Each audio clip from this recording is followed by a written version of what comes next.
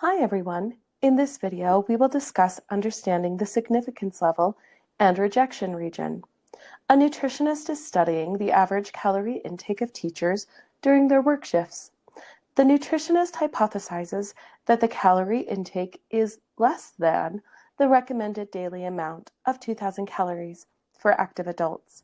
To test this claim, we could set up a hypothesis test with a significance level of alpha equaling 0.025. Write a statement that interprets the significance level in context. Then use a graph to show the rejection region. Let's discuss the significance level of alpha equaling 0.025. Let's go ahead and change this to a percent. By moving the decimal place 2 place values to the right, we can change this to 2.5%. Now let's discuss the null and the alternative hypotheses.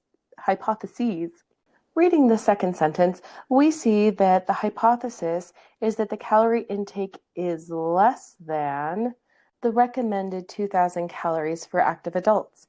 This less than tells us it must be the alternative hypothesis because the alternative needs either a less than, a greater than, or a not equal to.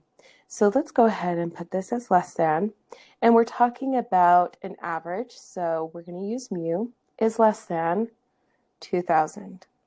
This means that the null, or the norm that's accepted at the moment, is that the average is equal to 2,000. As a reminder that the null hypothesis needs to have an equal sign.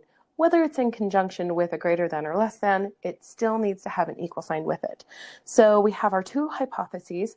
Now let's look at the alternative where it says less than. Because we have this less than, and it's even pointing in the direction we need to go, we know we are doing a left-tailed test, and we were given the significance level of 2.5%, which we could also write as the decimal 0.025. So our rejection region is to the left because we're doing a left-tailed test. So it's all of this down here in the rejection region. Let's go ahead and write our statement that interprets this significance level in the context of this nutritionist. Because we have the alternative being that it's less than 2,000, we have a 2.5% chance that we will conclude that alternative.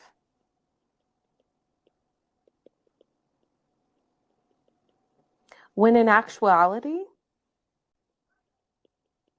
the average is 2,000. And so we've now completed writing our statement that interprets the significance level. We've also shown the graph where the rejection region is, so we're all done.